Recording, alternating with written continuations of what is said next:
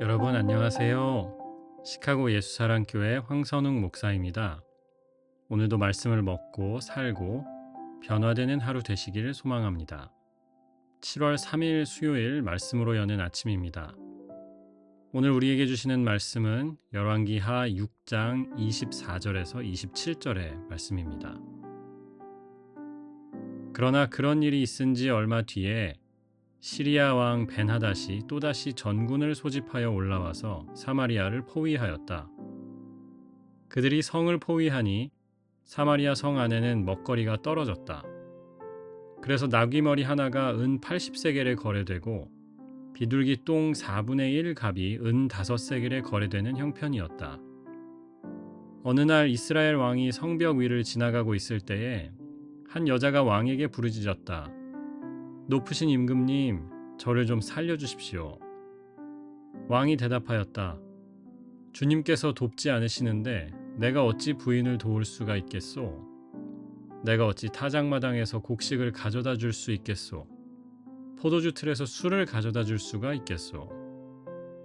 주님의 백성에게 주시는 주님의 말씀입니다. 하나님께 감사드립니다. 오늘 읽은 말씀은 여전히 엘리사의 능력을 행하는 일들을 모아놓은 단락입니다. 지난번에 말씀드린 것처럼 이 단락의 핵심 메시지는 나라는 전반적으로 하나님을 떠나 있어도 우상숭배에 다들 젖어 있고 사회에는 불의가 넘쳐도 그래도 하나님은 이스라엘을 버리지 않으셨다라는 것입니다. 그걸 어떻게 아느냐? 엘리사의 사역을 보니까 확실하다는 것이죠. 그러면서 곁다리로 이스라엘 왕조에 대한 고발이 함께 나오지요. 하나님은 이스라엘을 향해서 여전히 신실한 사랑을 베푸시는데 왕들은 그것을 알지 못하고 오히려 거절하고 거부하고 백성들을 잘못 이끌고 있다는 고발도 함께 들어 있습니다. 이것을 염두에 두고 오늘 말씀을 들으시면 좋겠습니다. 자, 어쨌든 시리아가 쳐들어와서 사마리아를 포위했습니다. 아마 포위의 기간이 길었는지 성 안에 식량이 다 떨어졌고 먹을 것이 없었어요. 25절에 이렇게 말씀이 나오지요. 나귀머리 하나가 은 80세겔에 거래되고 비둘기 똥이 은 5세겔에 거래되었다. 나귀 머리를 생각해 보시면 먹을 게 없죠. 고기가 아니죠, 사실은. 그런데 그 맛없는 나귀 머리도 은 80세겔이었다는 겁니다. 1세겔이 한 10g 정도 되거든요. 그러면 은 80세겔은 오늘 시세로 치니까 761불이 나옵니다. 네, 먹을 거 없는 나귀 머리 하나가 761불입니다. 비둘기 똥은 얘기할 필요도 없겠죠. 그런 상황에 이 왕이라는 사람이 하는 말을 한번 들어보십시오. 27절에 이렇게 말씀하죠. 주님께서 돕지 않으시는데 내가 어찌 부인을 도울 수가 있겠소? 내가 어떻게 곡식을 주겠습니까? 포도주를 주겠습니까? 이렇게 얘기하죠. 영어 성경으로 보면 뜻이 더 분명해집니다. If the Lord does not help you, where can I get help for you? 이건 다른 얘기 아닙니까? 하나님도 당신을 돕지 않으시는데 내가 어떻게 도와주란 말입니까? 이렇게 말한 거죠. 하나님이 당신을 버리셨는데 내가 무슨 수로 당신을 돕습니까? 라는 말입니다. 저는 이 말에 화가 좀 났습니다. 물론 이스라엘 왕들을 고발하기 위해서 더 과장해서 쓴 부분도 있을 겁니다. 하지만 왕이라는 사람이 어떻게 이렇게 말할 수 있나요? 우리 옛말에 가난구제는 나라님도 못한다라는 말이 있잖아요. 마치 그렇게 말하는 겁니다. 당신이 알아서 해야지. 왜 나한테 도와달래? 이렇게 말하는 것도 모자라서 하나님도 너를 돕지 않는다라고 단정한 겁니다. 하나님도 너를 버리셨다. 나라고 뭘 어떻게 하겠느냐? 나더러 뭘 어떻게 하란 말이냐? 이렇게 말하는 겁니다. 여호람 왕이 단단히 오해하고 있는데요. 하나님은 그 누구도 버리지 않으십니다. 엘리사를 통해 이루시는 일들을 보십시오. 하나님은 이스라엘이 그렇게 범죄하고 말씀을 떠나도 그들을 버리지 않으셨어요. 여전히 그들을 돌보고 계십니다. 하나님은 이 여인도 버리지 않으셨어요. 이 여인의 삶도 돌보고 계십니다. 또 한 가지인데 여호람 왕이죠. 여호람에게 이 왕위를 주신 목적이 뭘까요?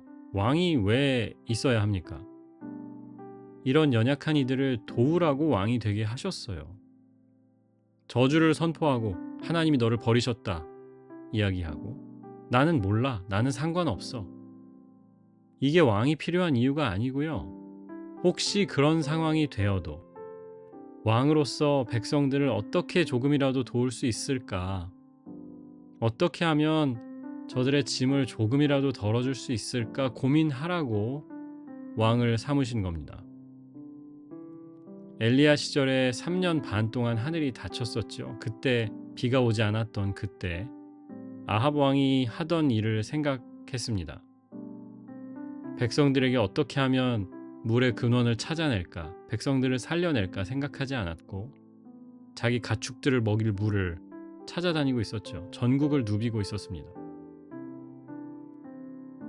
교회에서든 또 사회에서든 리더십 포지션을 맡은 분들이 계시죠. 자녀를 두신 분들 다 리더입니다. 우리를 그 자리에 세워주신 목적이 뭘까요? 우리에게 맡겨주신 그 사람들을 잘 돌보라는 겁니다. 그들을 섬기고 저들의 어려움을 이해하고 짐을 덜어주기 위해서 우리가 그 자리를 받았습니다. 또 한 가지 모두를 위한 적용점을 찾아본다면 우리 주변에 도움이 필요한 사람들이 있거든요. 오늘 말씀에 나오는 여인처럼 아무 힘이 없고 연약한 이들이 있습니다. 그들을 향해서 왜 저들은 하나님이 돕지 않으시나, 하나님은 뭐 하시나 이렇게 생각하지 않았으면 좋겠어요. 내가 바로 저들을 위해서 있는 거구나. 하나님께서 저들을 내게로 보내주신 것이구나 생각했으면 좋겠어요. 가난은 나라님도 구제 못한다. 하지만 하나님은 구원하십니다. 저와 여러분을 통해서 하십니다. 이렇게 마무리하면 어떨까요? 저와 여러분은 하나님이 이 땅에 보내신 엘리사입니다. 오늘도 그런 마음으로 신실하게 순종하며 살기를 소망합니다. 기도하겠습니다. 주님 감사합니다. 우리에게 주신 이 사명을 믿음으로 받습니다. 우리 주변에 있는 사람들을 위해 사는 삶이 되게 하시고 하나님께서 보여주시는 저들을 섬길 수 있는 방법도 또 여건도 허락해 주옵소서. 오늘 하루의 모든 삶과 계획을 주님께 맡깁니다. 우리가 만나는 사람들 또 우리가 하는 일들 주님께서 주관하여 주시옵소서. 특별히 여름 행사를 위해서 30일 동안 함께 성경을 읽고 기도하고 있습니다. 이 기도를 통해서 우리의 마음이 먼저 준비되기 원합니다. 하나님의 일하실 것을 기대하면서 부어주실 그 은혜를 담는 그릇을 마련하는 시간이 되게 하시고 우리 가운데 역사하시는 그 하나님을 발견하고 또 그 하나님과 함께 일하는 모든 여름 사역이 되게 인도하여 주시옵소서. 예수 그리스도의 이름으로 기도합니다. 아멘.